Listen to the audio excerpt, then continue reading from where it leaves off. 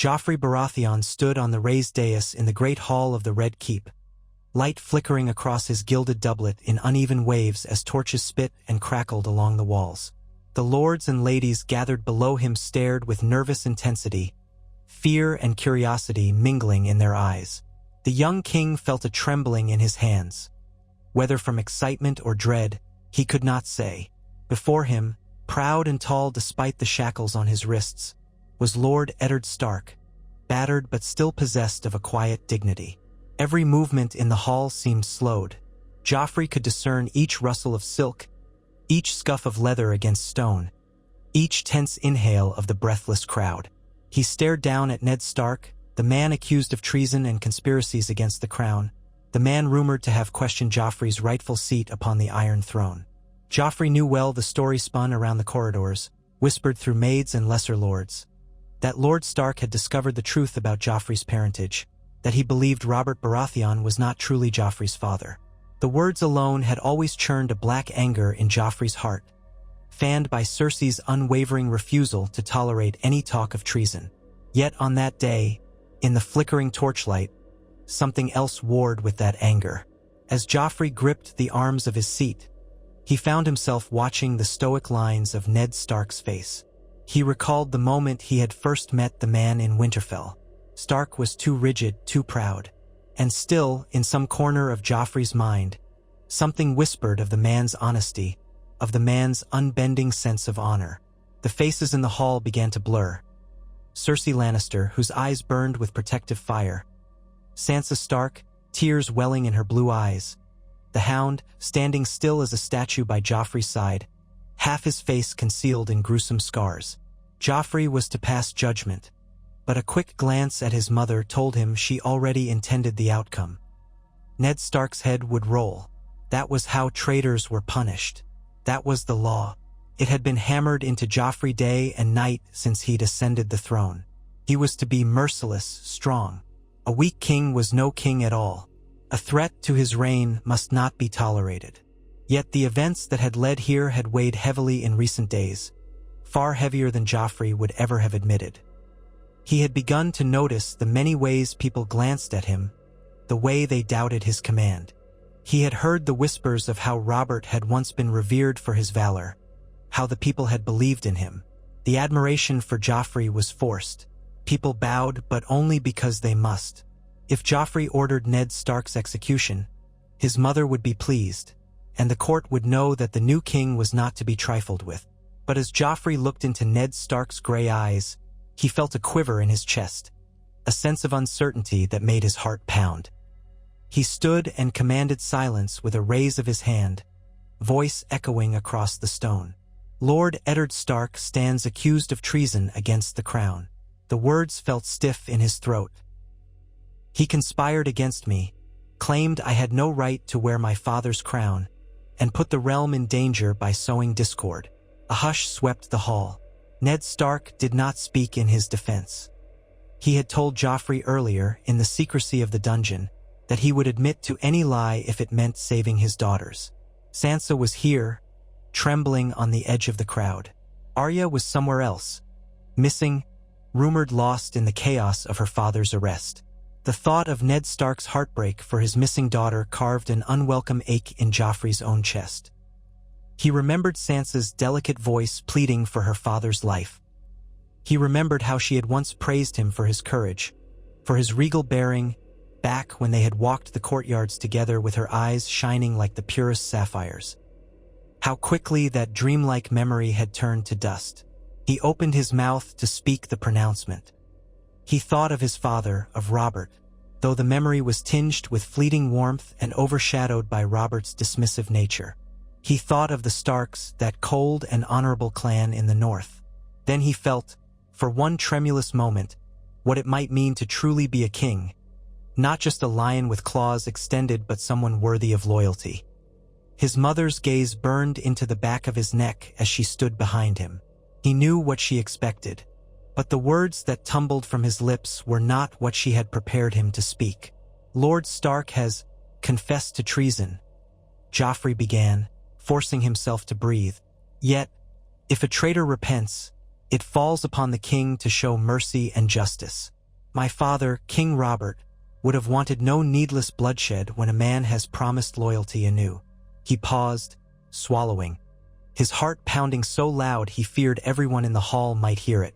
I will spare Lord Stark's life. An audible gasp rose from the watchers. From the corner of his eye, Joffrey saw Sansa's face shift in stunned disbelief. Cersei's fingers curled into a tense fist. He heard the faint sound of metal scraping as the hound adjusted his stance. Uncertain. The words continued, bursting forth in a sudden wave. Lord Stark will be sent to the wall, in recognition of his service to the realm in the past. He shall take the black, and thus his life shall be forfeit to the Night's Watch. No threat shall remain to the throne. Ned Stark blinked, confusion and relief mixing on his face. Joffrey could feel the court royal like the sea in a storm. He imagined the Lannister men, the Queen's loyalists, would be outraged. But a king's word was final. This was the moment Joffrey thought that he must not falter. He must appear resolute. He must embody the weight of the crown, even if it clung uncomfortably to his brow. Cersei inclined her head slowly, but her lips were tight. She dared not contradict him in front of the assembled court. She could, however, fight him in private later. Despite the certain storm that awaited in her chambers, Joffrey kept his voice calm. Sir Eilen, you may stand down. The royal headsman paused. Slowly, as though uncertain if he had heard correctly, he bowed and lowered the great sword. A wave of incredulous chatter spread through the hall. Mercy, from King Joffrey Baratheon. It was not the day's expectation. The young king remained still, trying to project an image of composure, but inside his mind reeled. Across the hall, Peter Baelish's eyes flashed with cunning curiosity. Varys observed it all with the slightest tilt of his head. Grand Maester Pycelle shuffled forward, eager to congratulate the king on his wise mercy. But the wave of Joffrey's hand dismissed Pycelle before the old man could speak. Joffrey signaled the gold cloaks to remove Ned Stark from the dais. He wanted the man out of sight for now. When the formalities finally ended, people slowly trickled out, muttering among themselves about this unexpected turn of events. Sansa hurried after her father, tears streaming in an expression of something akin to joyous disbelief. A hush clung to the hall. Joffrey descended the dais, ignoring the weight of the stairs upon him, ignoring the dryness in his throat. He waited for the inevitable wrath of his mother, for the swirl of courtiers who would seek to gain advantage from the surprise. Part of him wanted to flee to his chambers, hide beneath blankets like a small child, but a deeper part insisted he remain. He had to stand firm. Cersei approached in a rush of silk and perfume the moment the last onlookers had been ushered out. Her voice was low and sharp. "What have you done?" she demanded, seizing his arm. A mother's hand, but it pressed like claws. "You were to pass the sentence on that traitor. After everything he has done, after the insult he delivered upon our house, why spare him? You show weakness, my sweet boy. The realm will see it too." Joffrey glanced around to ensure they were alone before responding. Even the hound had withdrawn to a discreet distance, though he still hovered in earshot if Joffrey raised his voice. "I am king," Joffrey said, striving to project a confidence he did not entirely feel. He confessed. "I gave him the king's justice. The Night's Watch is a punishment, not a gift." Cersei's lips tightened. "I fear this is not about justice. I see it in your eyes. This is you trying to play hero? Or perhaps you're listening to that fool's daughter." Her eyes flicked in the direction Sansa had gone. Joffrey felt heat rush to his face. Sansa's pleas had touched him, though he would never admit it. He stepped away, forcing Cersei's hand off his arm. "If I am to be king, let me make decisions. If I choose to show mercy, it is because I can. Should the Starks rise against us, I can always deliver a harsher punishment then. But for now, the man takes the black. He is out of the game. The North will be uncertain how to respond. It might even help keep them in line." Cersei stared, her emerald eyes narrowed, searching his face. He met her gaze squarely, refusing to look away. Finally, she exhaled. "You had best hope you are right. The Lannisters have worked too hard to see you on that throne to have you throw it all away for a moment of sentiment. My father will not be pleased when he hears." A chill ran down Joffrey's spine at the thought of Lord Tywin's reaction. But as he stood in the echoing great hall, with the lingering tension still thick in the air, he found that he did not regret his choice. For once in his life, he had made a decision that was truly his. And though he knew storms would soon arrive, a small voice within whispered that perhaps it was the first real step toward being a king worthy of the name. That night, as candles guttered low in his private chambers, Joffrey sat at a small table, gazing at the stack of unfinished letters. Thoughts of the day swirled in his mind. Mercy. Would people interpret it as a sign of weakness, as his mother claimed? Or would they see reason and justice? He found he did not know. He felt a pang of uncertainty, remembering the sneers he had cast at Sansa on the day of the incident by the trident, when he forced Arya into that humiliating confrontation. He had always reveled in intimidation, in cruelty, because it came easily and had been rewarded, in a way, by the fear and trembling of others. But the look in Sansa's eyes during that final plea in the throne room had changed something in him. A king, a real king, should not need to rely solely on cruelty to command respect. He had wanted to demand that Sansa thank him, that she bow and kiss his feet for the boon he granted her father. But some nagging presence in his conscience stayed his hand. Instead, he dismissed her quietly, letting father and daughter reunite. Now he was left to sift through his own disquiet. The crown felt heavier on his head than ever. He pictured the face of the man he had once believed was his father, Robert Baratheon, lying on his deathbed. He heard the slurred words, the unfulfilled wishes. I should have done more." The memory was disjointed, but it lingered. Robert had not died well, and he had left Joffrey with a tangle of responsibilities and secrets he scarcely knew how to bear. He set his quill aside. The official letter to Winterfell would inform the Starks that Ned Stark would be sent to the Wall. There, he would live out his days, if the Night's Watch was not overrun by wildlings or worse. Some in the realm might whisper that Ned Stark got off too easily, but for the moment Joffrey could live with that. When he rose from his seat, he noticed a flicker of movement at the edge of the candlelight. His sworn shield, Sandor Clegane, stood watchful in the shadows, silent as ever. Joffrey was not sure how long the man had been there. Usually, the Hound's presence lent Joffrey a sense of power. After all, who would dare defy him with such a dangerous warrior at his side? But this evening he felt oddly exposed. The Hound's single visible eye, hard and dark, seemed to regard him in a new light, as though questioning his young king's sudden shift in temperament. Days passed.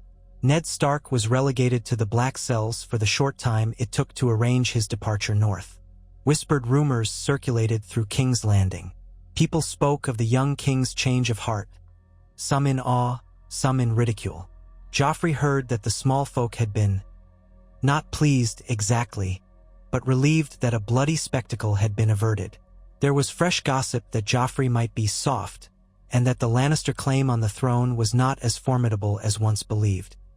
He also heard that the Northern Lords might, just might, be more open to negotiations, especially since Ned Stark's life had been spared.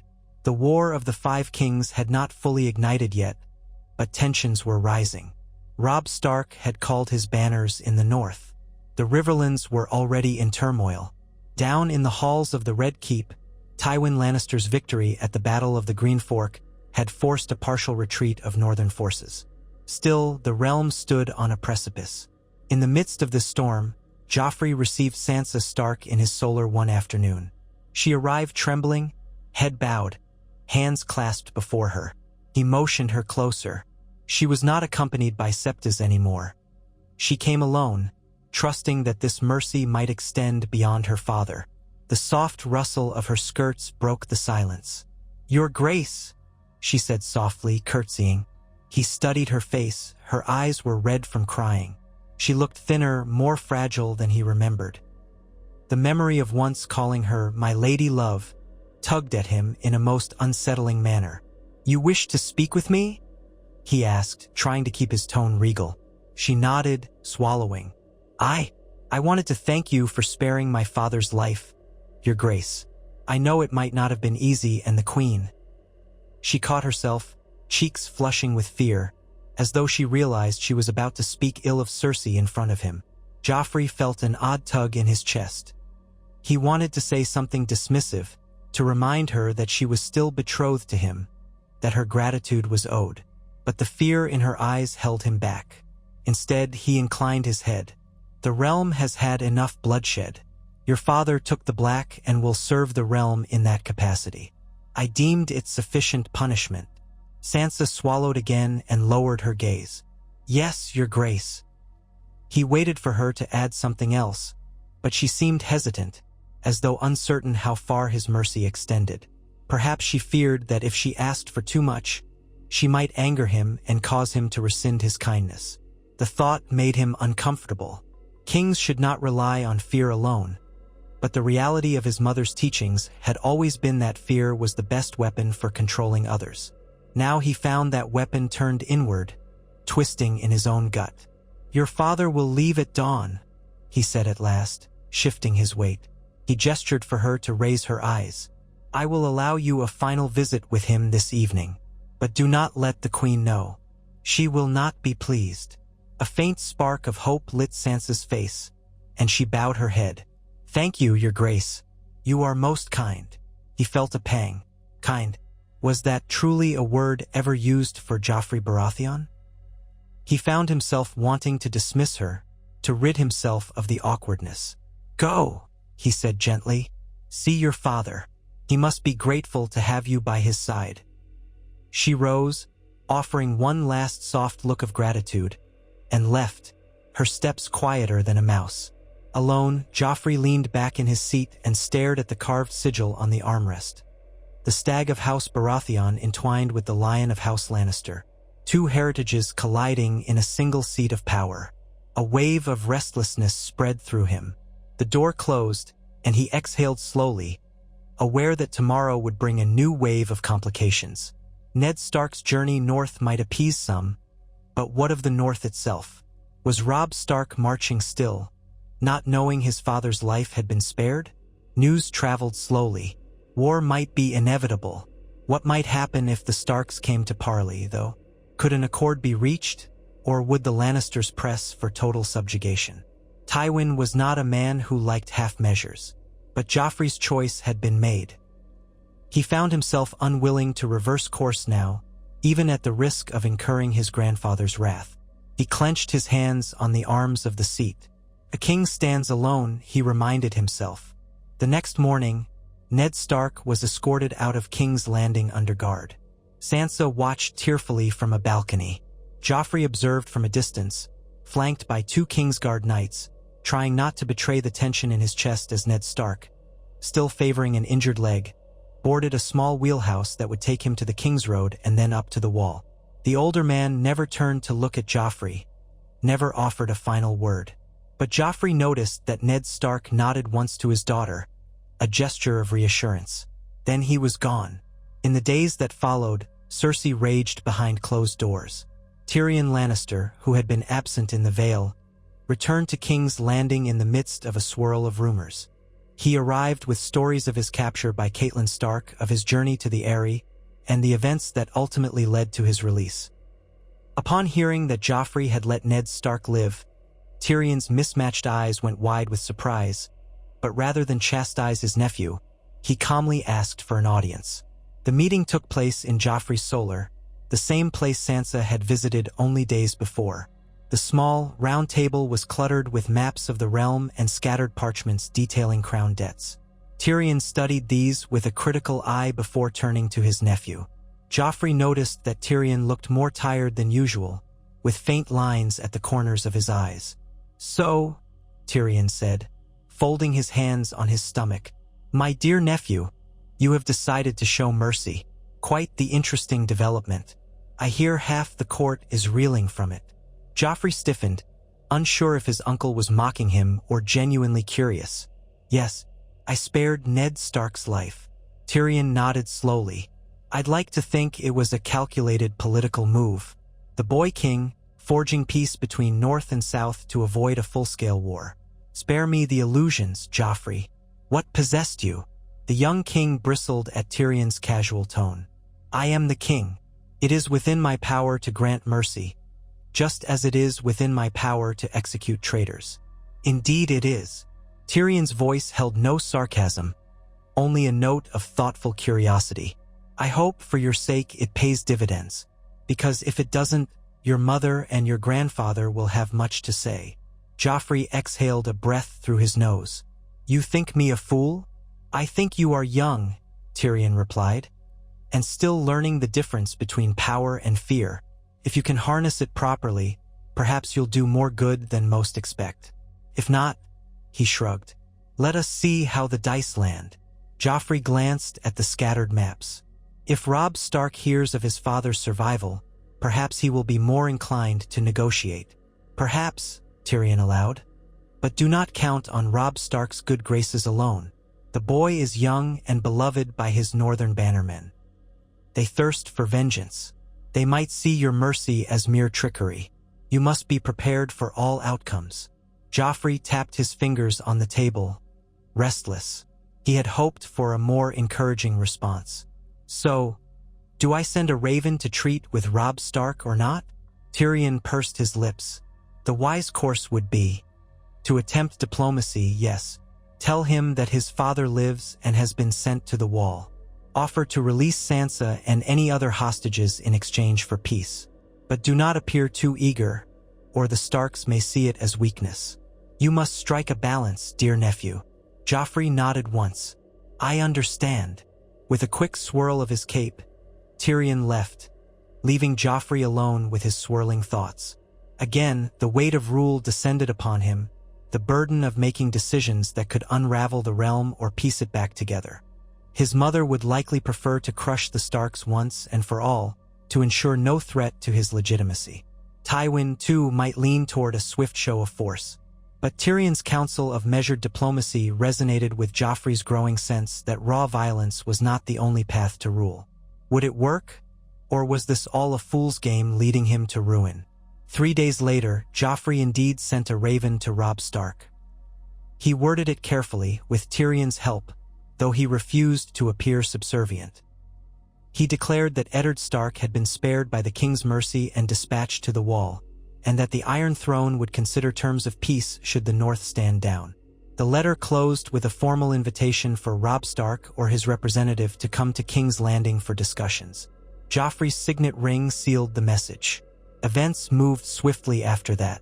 Robb Stark's response, delivered by a weary courier weeks later, was guarded and terse. Robb demanded the release of his sisters. Arya was still missing, but he believed her to be in the city or in Lannister custody, and he demanded safe passage for any northern emissaries. He also demanded that the remains of his father's household guard be returned. Finally, he demanded an apology for the brutalities inflicted upon the Riverlands by Lannister forces. Now, had this been the old Joffrey, the boy who delighted in cruelty, he would have laughed in scorn at such brazen demands. But Joffrey merely scowled at the words on the parchment, feeling a prick of conscience. The Riverlands had indeed suffered under his mother's orders, carried out by Ser Gregor Clegane. The North had cause for anger. He considered the letter for a long while before drafting a reply. For Arya, he could make no real promises. The girl had vanished. Whisperers suggested she'd fled with Yoren of the Night's Watch, but no one knew for certain. He offered to host Robb's emissaries, guaranteeing their safety as best he could. He included no apology, only an acknowledgement that he was prepared to discuss the matter of damages. It was a delicate dance, but he hoped it might open some corridor to peace. Word soon arrived that Robb Stark had won a decisive victory, capturing Jaime Lannister at the Whispering Wood. Jaime was now a hostage. In one stroke, the dynamic had changed. Cersei fumed. Tywin was outraged. Tyrion shook his head, muttering about the unpredictability of war. And Joffrey, for all his attempts at negotiation, now found himself in a precarious position. If the Starks had Jaime, the Lannisters would be far less willing to treat them as mere upstarts. That same evening, after the news broke, Joffrey paced his chambers, hearing his mother's muffled shouting through the walls as she met with the small council. The hound stood by the door, silent as always, but Joffrey could sense his presence. His own heart pounded. He worried that his mother might come storming in, demanding he send armies, cut down the Starks, or commit some new atrocity to reassert the Lannister hold. But his father, Robert, or so he believed, had always taught him to face a challenge head-on, with fury and determination. Now Joffrey found his mind turning to another path. Mercy, reason, negotiation. Perhaps these qualities could still save the realm from collapse. A knock came at the door, and Tyrion entered without waiting for permission. The imp's face was grim. "Your mother is quite vexed," he said, his tone laced with understatement. "The Starks have Jaime. Grandfather is incensed. He's calling his banners yet again, preparing for a new push. It seems the dance of ravens between you and Robb Stark might become moot if Tywin decides to crush them in a single campaign." Joffrey swallowed.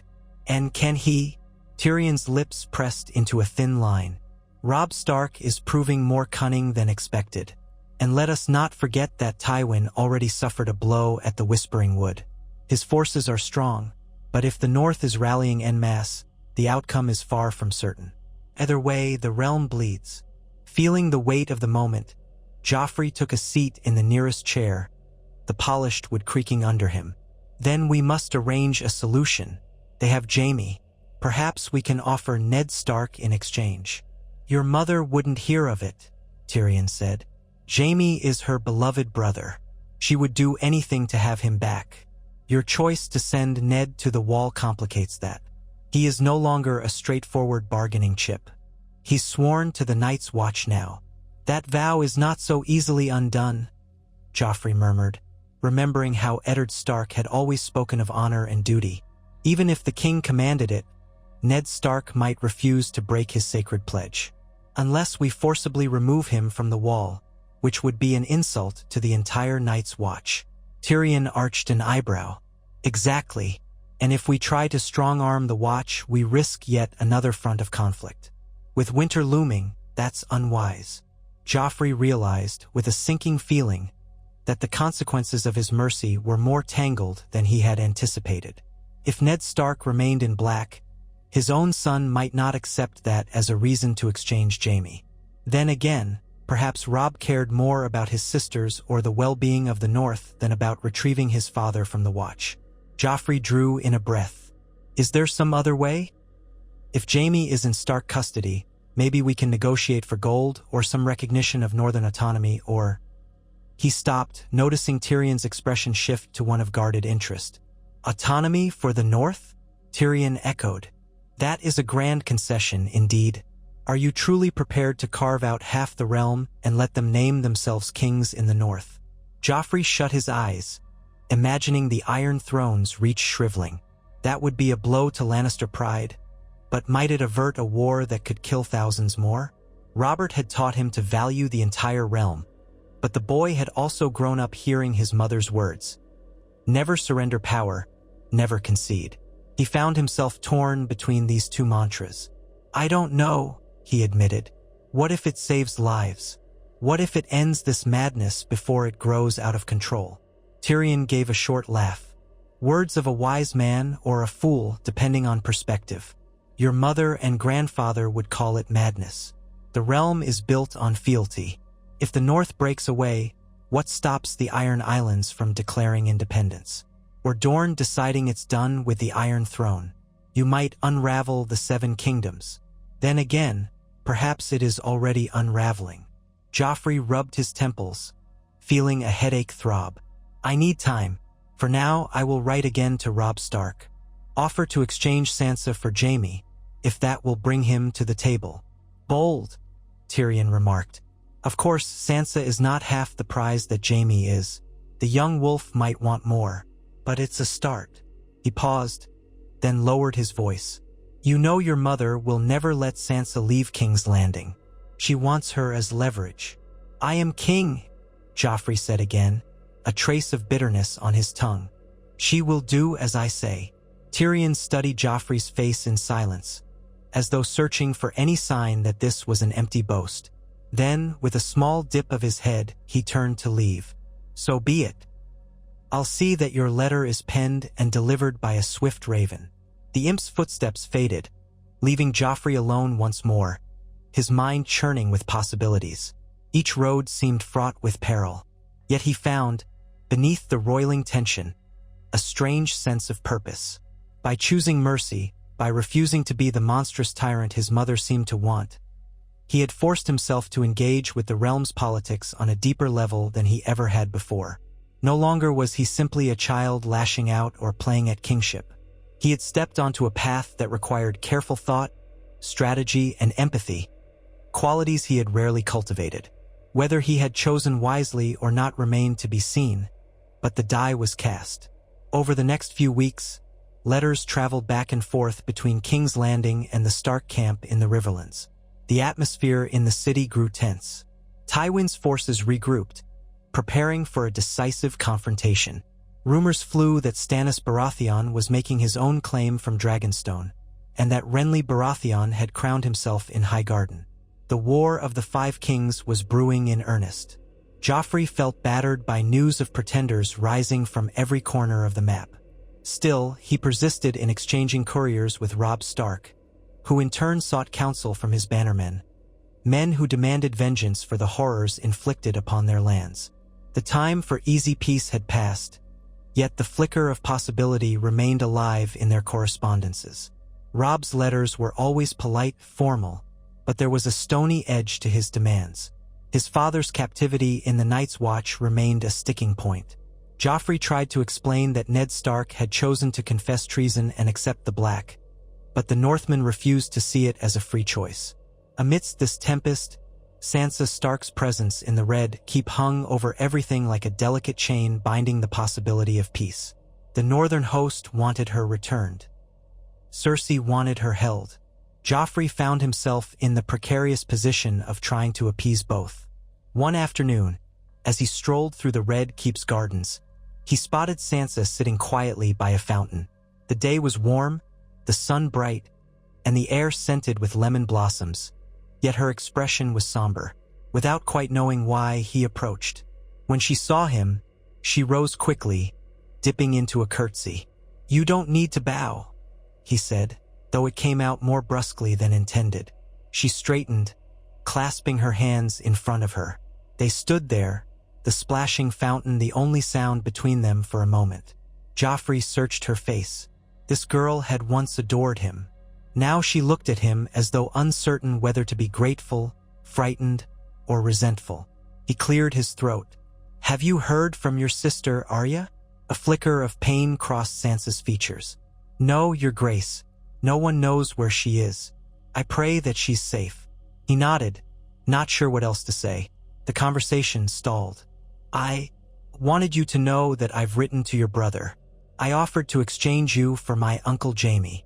Her eyes widened slightly. "Oh," she hesitated, struggling with her words. You are sending me home?" He braced himself, knowing this was what she longed for, and yet aware it might never come to pass. "If Robb agrees to the exchange, and if my mother does not interfere." He closed his mouth, realizing he had said too much, betraying his own lack of absolute authority. Sansa's expression softened with a glimmer of hope. "Thank you, Your Grace. If my brother allows it, I will never forget your kindness." Then her eyes clouded. "But I know the Queen does not want me to leave, and your grandfather—" "Leave them to me," Joffrey said, trying to project confidence. "I am the king. I will make it happen." She nodded slowly, but he could see the doubt in her eyes. What reason had she to trust him? He forced a tight smile and turned away. The scent of lemon blossoms clung to the air, a bittersweet reminder of how things might have been if cruelty and deception had not tainted their betrothal. Within a fortnight, the negotiations ground to a halt. Robb Stark refused to release Jaime unless his sisters were returned and certain concessions were made for the North's grievances. Tywin Lannister refused to concede any territory or to pay reparations. Cersei refused to relinquish Sansa, citing that she was the key to controlling the north. Meanwhile, skirmishes erupted in the Riverlands. The war was well underway. Joffrey found himself in daily council meetings, forced to weigh the demands of his lords, the strategic outlines offered by generals, and the quiet suggestions of Tyrion. The young king's head ached from the complexities. Cersei confronted him one evening after a bruising small council session. She found him alone in the royal apartments, glancing wearily over the map of the Seven Kingdoms. The shadows of twilight stretched across the floor, giving her face a predatory cast in the flickering lamplight. She shut the door behind her, the gold details on her gown shimmering like a restless snake. "My sweet boy," she began in a tone that made him tense. "You see now what your mercy has cost us. The North is in open rebellion. Jaime is captured, and the Riverlands burn." He fought the surge of guilt that rose in his chest. "My mercy? The rebellion is not solely because I spared Ned Stark. They would have been enraged either way." She narrowed her eyes. "Perhaps. But imagine how quickly we might have acted had we displayed strength. Had we executed Ned Stark and marched north without hesitation. Instead, you left a thread of hope for these wolves, and they are gnawing at our borders." He clenched his fists. "Mother, do you not see the alternative? We might have had the entire North howling for our blood if I had killed Ned Stark. This way, at least there was a chance for peace. Look around you. Is this peace?" She waved an arm as though gesturing to the distant war-torn lands. "You have the cunning of a child who thinks you can tame a wolf by feeding it scraps. That boy in the north has his father alive, of sorts, and his sister in our city. You think he will bend the knee out of gratitude? I am trying to avoid unnecessary bloodshed," Joffrey snapped, his voice louder than he intended. He heard it echo off the stone walls. "Do you truly want more men dying, more villages burned to the ground? How does that serve our house?" Cersei's lips curved in a bitter smile. "War is seldom about what we want, my dear. It's about survival. Remember this. The Lannisters always pay their debts, and we do not suffer threats lightly. If you insist on playing the benevolent king, at least know that your mother and grandfather will do what must be done." With that, she swept out of the chamber, leaving Joffrey's heart pounding in his chest, anger and anxiety warring within him. He stared at the map, at the little carved lion resting on King's Landing, and the wolf figurine placed over Riverrun where Robb's host now gathered. Could he find a solution to end this conflict? Or would his mother and grandfather override him, plunging the realm into a deeper conflagration? The next day, as though summoned by Joffrey's brooding thoughts, a raven arrived from the north, but this time it bore the seal of Castle Black. Curious, Joffrey opened it, scanning the cramped lines. The letter was penned by Maester Aemon, who wrote that Lord Eddard Stark had arrived safely. He had taken his vows. There was mention of unrest beyond the wall, tales of wildlings gathering, and a plea for more men and supplies. Something about the letter's tenor made Joffrey pause. There was genuine urgency in the words, as though the old maester believed a grave threat approached from the far north. Thinking of the White Walkers and other half-remembered stories Robert used to dismiss as myths, Joffrey felt a chill. Were these legends more than children's tales? Could there be some real danger? And if so, how could the realm face it while torn apart by civil war? On an impulse, Joffrey summoned Tyrion. When his uncle arrived, Joffrey handed him the letter. Tyrion read it carefully, his face set in an expression of growing concern. "The Night's Watch calls for aid," Tyrion said. "It's hardly the first time. They've been begging for help for ages, but the realm seldom listens. Now they say winter is coming in earnest, and the wildlings gather under some king beyond the wall. And as for other threats, I suppose we should not dismiss them out of hand, but they sound like bedtime stories, yes." Joffrey swallowed, tapping the table. And yet, Eddard Stark might believe them. He was always so honorable, so serious. He wouldn't turn a blind eye to real danger. Tyrion frowned. "True, but he's not here to speak for himself.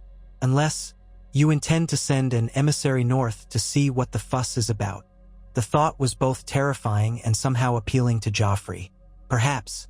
But if I do, it must be someone trustworthy.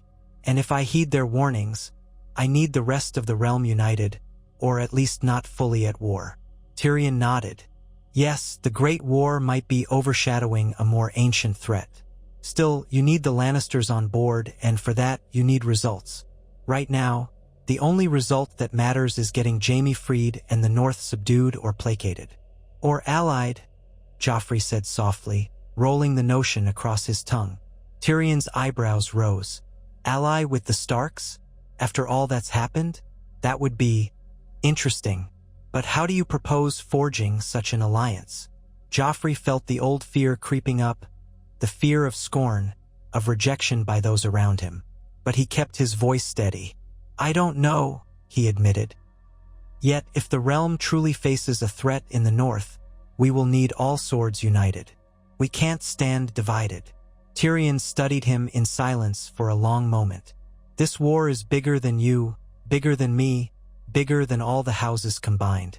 Sometimes I think the petty squabbles of lords will drag us all into ruin. You show surprising insight for a boy your age.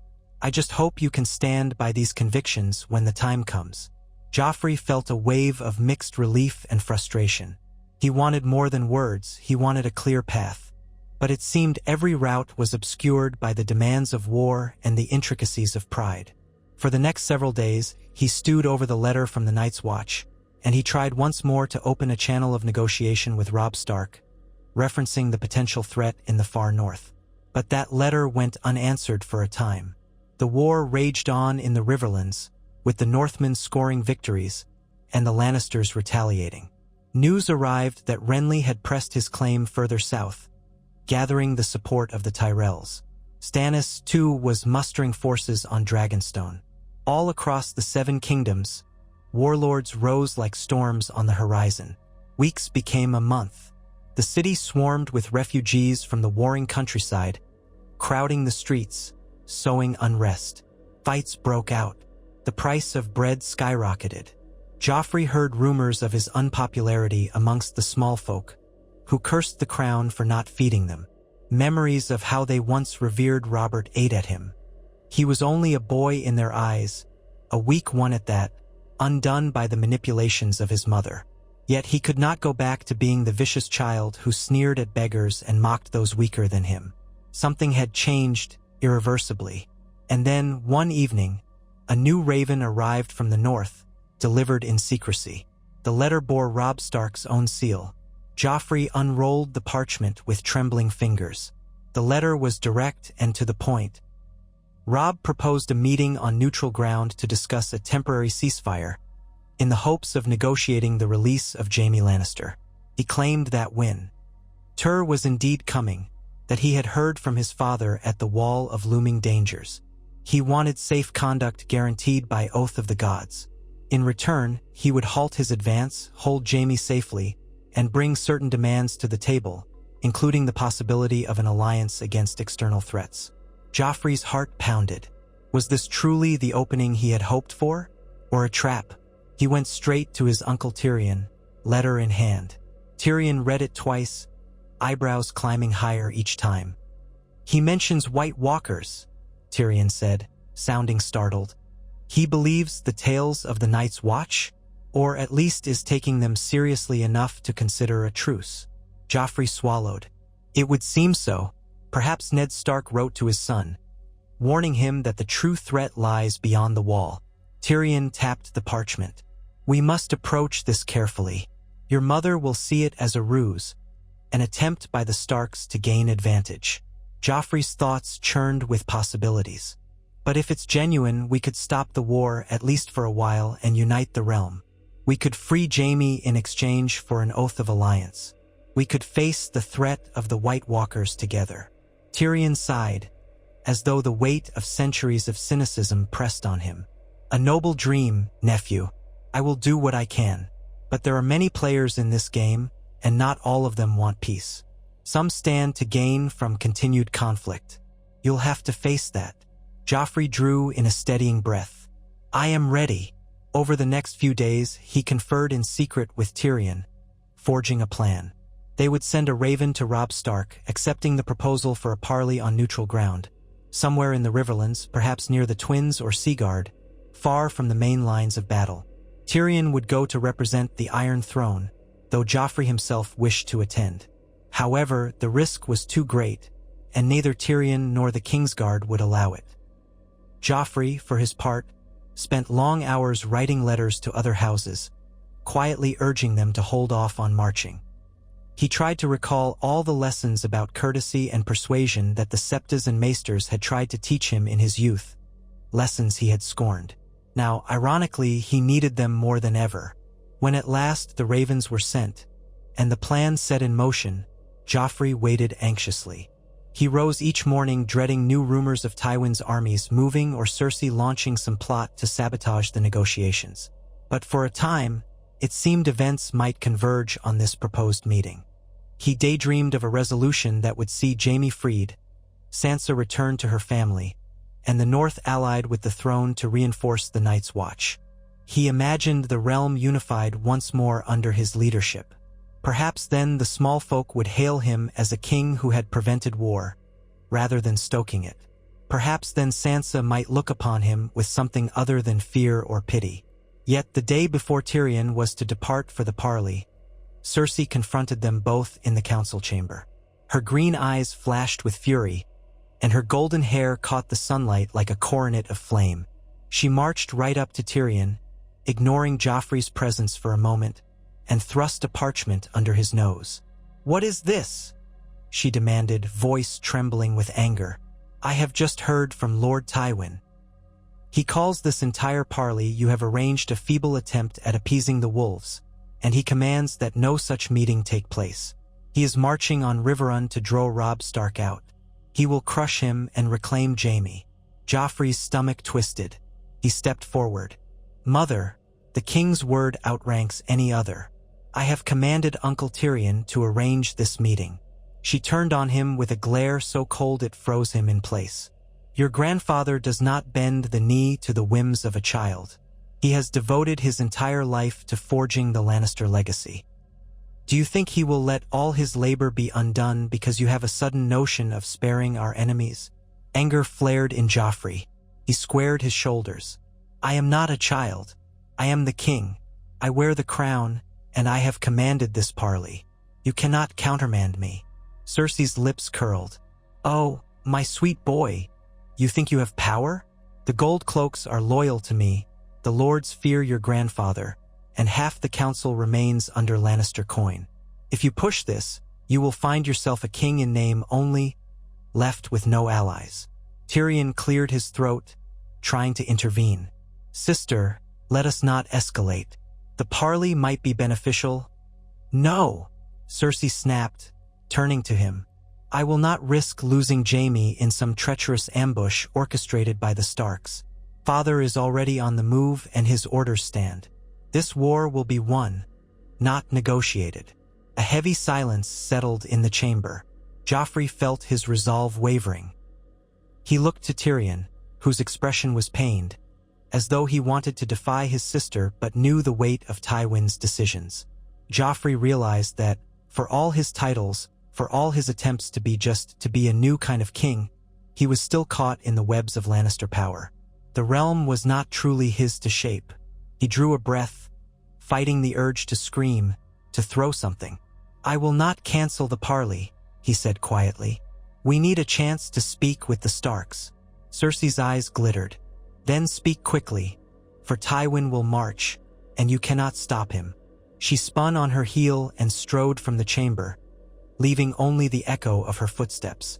Tyrion said nothing for a moment, then gave Joffrey a sympathetic look. "Your mother wields considerable influence, and your grandfather wields an army. She is right that you cannot simply order Tywin to stand down. But perhaps we can proceed with the parley, see if a swift agreement can be reached before the armies clash." Joffrey rubbed a hand over his face, feeling the weight of it all threaten to crush him. "Yes," he said, "do it. Maybe we can salvage something." The next day, Tyrion departed with a small retinue of Lannister men, sworn to Joffrey's direct command, their banners discreet, their footsteps hurried. They headed for the designated meeting place, though there was no guarantee that Tywin's forces or some other faction wouldn't intervene. Joffrey's only hope was that fortune might grant them enough time to speak with Robb Stark or his representatives before swords clashed in earnest. Alone in the Red Keep, Joffrey walked the corridors, hearing only the distant hush of the sea breeze and the murmured gossip of courtiers. When he passed near the Queen's apartments, he heard her voice raised in a sharp tone, likely berating some servant or lesser lord. He did not linger. He thought of Ned Stark, taking his vows at the wall, preparing to face horrors that might lurk in the far north. Would that war overshadow all these petty conflicts? Or would the realm be too consumed with its internal strife to notice until it was too late? By sunset, he found himself in the Godswood, a rare patch of green within the capital's walls. He paced beneath the heart tree, its red leaves whispering in the breeze. He tried to find some measure of peace. He knew that the cost of his conscience had set him against the ambitions of House Lannister.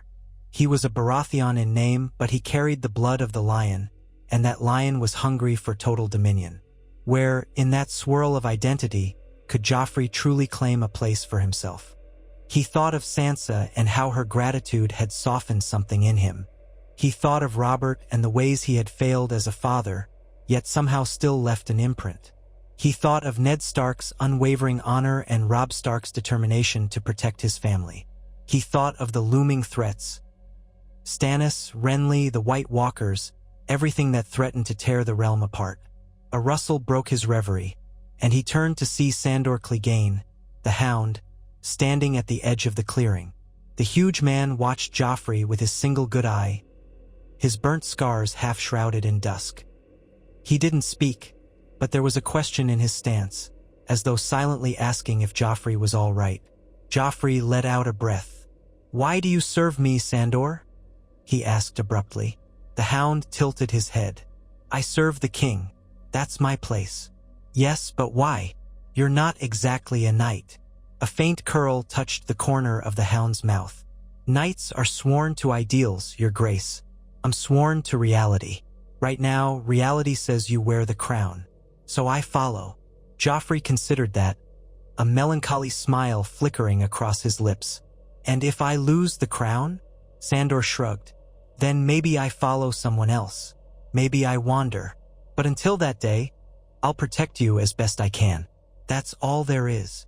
Joffrey nodded slowly. The honesty of the Hound's words was strangely comforting. "I see." The Hound snorted. "You're a strange king, if I can say so. I expected a mad pup craving blood. But you've grown quiet these days, uncertain.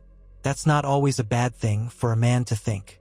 Just be careful it doesn't get you killed." He gave a curt bow, then moved off, leaving Joffrey alone beneath the heart tree.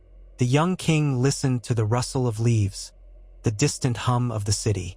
He thought of that line, "Just be careful it doesn't get you killed." Being king was a deadly game. His father Robert had died on a boar hunt. Old kings had died in wars or by poison, or by the sword of a usurper. If Joffrey continued to defy Cersei and Tywin, if he tried to treat with the Starks, might a knife in the dark find him? Yet, as he stood there, he realized a deeper truth had taken root in him. He could not go back to the boy who tormented and sneered. The memory of seeing Ned Stark on that dais, ready for execution, had awakened something else in Joffrey. A longing to be more than just a cruel tyrant. A longing to rule in a way that did not rely upon fear alone. If that road led to his doom, so be it. For the first time in his life, he felt he was doing something that was truly his own choice, not just an echo of his mother's demands or the lion's roar of Tywin Lannister. He breathed in the evening air, letting the mild sense of the Godswood fill his lungs, and for a moment, a fragile sense of resolve settled over him. He would see this parley through, or at least try. He would fight for a realm that might stand united, not fractured by endless war. If that made him an enemy to his mother, or a fool in the eyes of his grandfather, so be it. A king who lived in fear of his own family was no king at all. When Joffrey finally left the Godswood, the sky was deep purple, studded with the first stars of night. He cast one last look at the heart tree, remembering how Ned Stark had told him back in Winterfell that the old gods watched over the north. Joffrey wondered if they were watching him now, if they would witness what came next.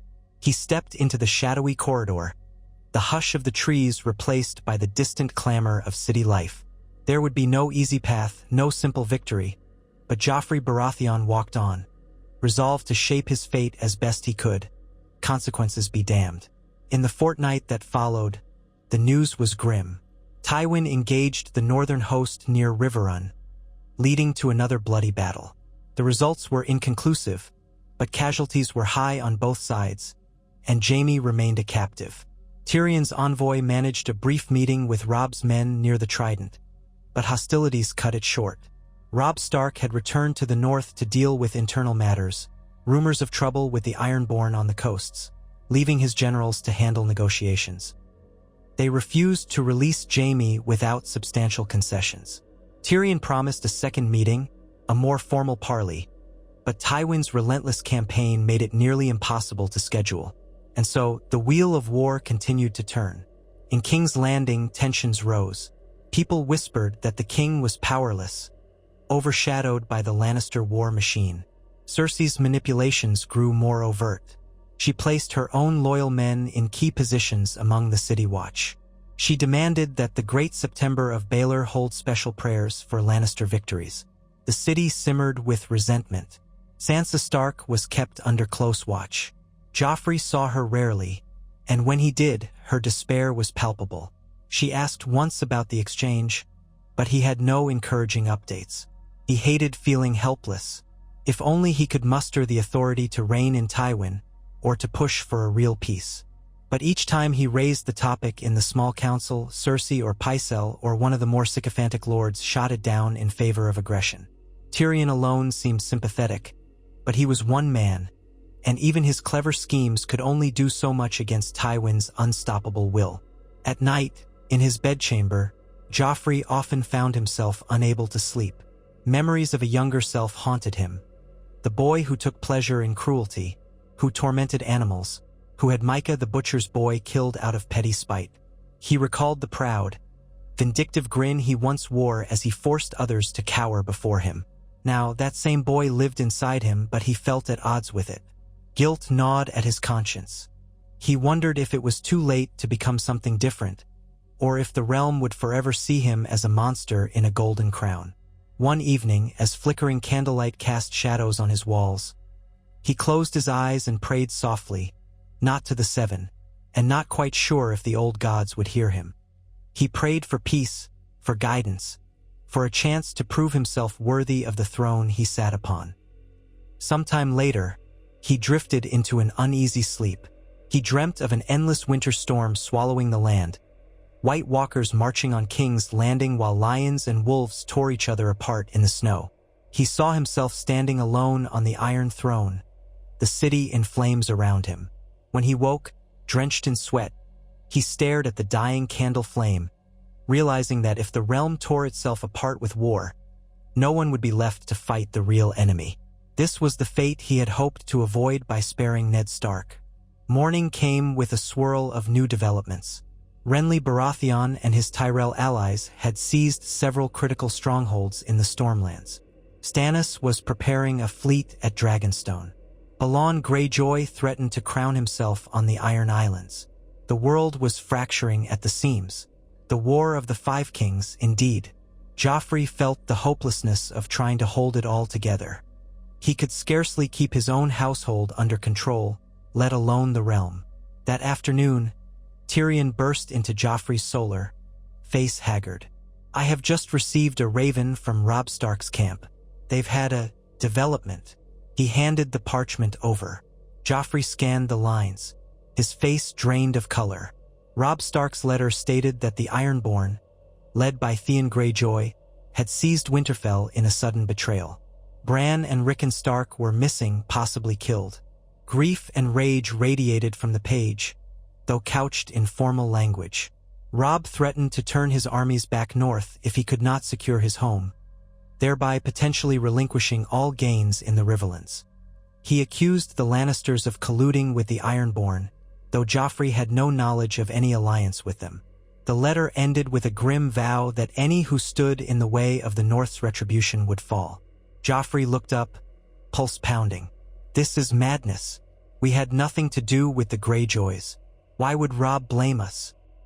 Because the Greyjoys are opportunists, and House Lannister is widely feared, Tyrion replied. Who's to say we didn't strike a deal with Balon Greyjoy behind Robb's back? At least that's what the North suspects. This war just took another turn for the worse. With Winterfell under Ironborn rule, the Starks' cause is wounded. Yet they'll be even fiercer in their wrath. Despair clenched Joffrey's gut. All the attempts at negotiation, all the letters about parley. It felt like trying to hold back a tidal wave with a wooden shield. He sank into a chair. What do we do now? Tyrion exhaled, running a hand over his face. You could attempt to convince Robb that we had no part in this, but I doubt he'll believe it.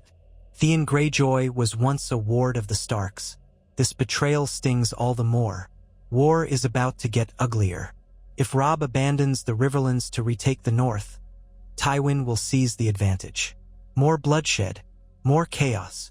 Joffrey stared at the floor. He imagined Sansa's heartbreak if she learned of this. He pictured the North consumed by Ironborn raiders. He saw the White Walkers in his dreams marching south. I can't stop it, he whispered. Tyrion said nothing, the silence speaking volumes. That night, Joffrey stood on a balcony overlooking the Blackwater Bay. The wind whipped his hair. Torchlight dotted the walls of the city below, and beyond that, the dark water glimmered with moonlight. Somewhere out there, fleets gathered for war. Stannis forging a navy, the royal fleet battered. He thought about how small he was compared to the scale of the realm's crisis. The notion of himself as king felt almost laughable. But he would not run. He would not cower. He had made a choice, to be better than the tyrant he was on the verge of becoming. Even if the realm devoured itself, even if Tywin or Cersei overshadowed him, even if the entire war was lost to chaos, he did not regret sparing Ned Stark. In that single act of mercy, he had discovered a sliver of his own soul, and he intended to hold on to that no matter the cost. He closed his eyes, letting the wind roar in his ears. Another day, another test. He would meet them head-on as best he could. In the distance, gulls cried, and the tide washed against the stone foundations of the city. Dawn would come soon, and with it another onslaught of demands, battles, and betrayals. Joffrey Baratheon stood upon the precipice of history, uncertain and afraid, but resolved to do what little he could to steer the realm away from total doom. High above, the stars shone cold and distant, bearing silent witness to a young king trying, in his own flawed way, to do right by the Seven Kingdoms, even as they seemed determined to tear themselves apart.